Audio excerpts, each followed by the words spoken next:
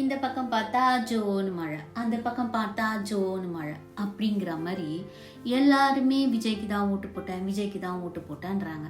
பத்தாத்துக்கு இந்த பாட்டிங்க வேற பிகிலுக்கு தான் போட்டேன், விஜய்க்கு தான் போட்டேன் அப்படின்லாம் சொல்றாங்க. பிகில் உனக்கு யார் காசு கொடுத்தாங்க? ஓட்டு ஓட்டு யாருக்கு போட்டிய? விஜய்க்கா? இதெல்லாம் ஒரு பக்கம் இருக்கட்டும், நானும் அங்கே தான் போட்டிருக்கேன், விசிலில் தான் ஓட்டு போட்டிருக்கேன். இப்போ என்ன பிரச்சனைன்னா, நான் ரீல் பார்த்தேன், இன்ஸ்டாவில் ரீல் பார்த்தேன். அதில் அவர் பேர் என்னன்னு எனக்கு தெரியல, ஆனால் அந்த வீடியோ நான் இதில் டேக் பண்ணுறேன், ஓகேங்களா? அவர் என்ன சொல்லியிருக்காருன்னா, பாஜகவோட அம்சா தான் விஜய் அப்படின்னு சொல்லியிருக்காரு.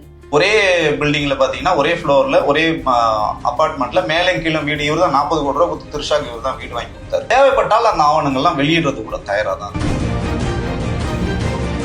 திருமதி சங்கீதா அவர்களுக்கு வந்து விஜயோட சந்தேகம் வரும்போது, அப்போ ஒரு டிடெக்டிவ் ஏஜென்சி வச்சு ட்ரை பண்ணணும்னு சொல்லும்போது, இப்போ நிறைய எங்க கிட்ட தரவு வந்து இருக்கு. நீங்க கேட்டதுக்கெல்லாம் எங்களால தரவா வந்து சொல்ல முடியும். அவங்களுக்கு ஆடியோ வீடியோ அறிக்கைகள் பாத்தீங்கன்னா உங்களுக்கு RSS ஆதரவாளர்கிட்ட தான் வருது. துபாயில ஒரு முக்கியமான ஒரு கூட்டம் வந்து நடக்குது. அந்த கூட்டத்தை வந்து ஆர்கனைஸ் பண்றதுன்னா நடிகை திரிஷா தான் தலைமையில ஆர்கனைஸ் பண்றாங்க.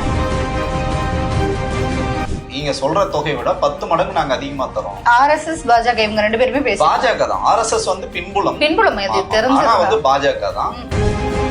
அதுக்கப்புறம் 2500 கோடி கைமாறி இருக்கு பாஜக கிட்ட இருந்து விஜய்க்கு, திமுகவை ஒழிக்க சொல்லி அப்படின்னு சொல்றாங்க. இது எது நம்புறதுன்னு தெரியல. இன்னொரு பக்கம் என்னடான்னா, இந்த திமுக காரங்க ஓட்டு போடாத ஊர் மக்களுக்கு போயிட்டு அந்த தண்ணீர் டேங்கெல்லாம் அடிச்சு உடைக்கிறாங்க.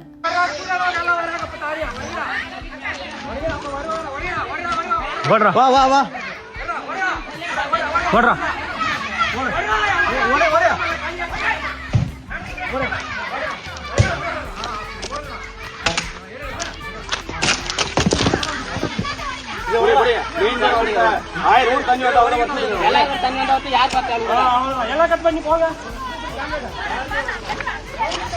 இன்னொரு பக்கம் என்னடானா, திமுகவுக்கு ஓட்டு போட சொல்லி ஒரு லேடியை அங்கே பிரச்சாரம் செய்ய வந்தவங்க போட்டு அடிக்கிறாங்க.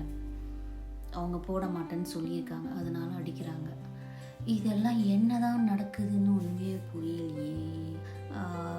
இதெல்லாம் கேட்டு எனக்கே மண்டை குழம்புது. இதேமாரி போனால் கீழ்ப்பக்கம் தான் போனோம் போல இருக்குது. நீங்கள் என்ன நினைக்கிறீங்க? கமெண்ட்ல சொல்லிட்டு போங்க. காசா பணமா?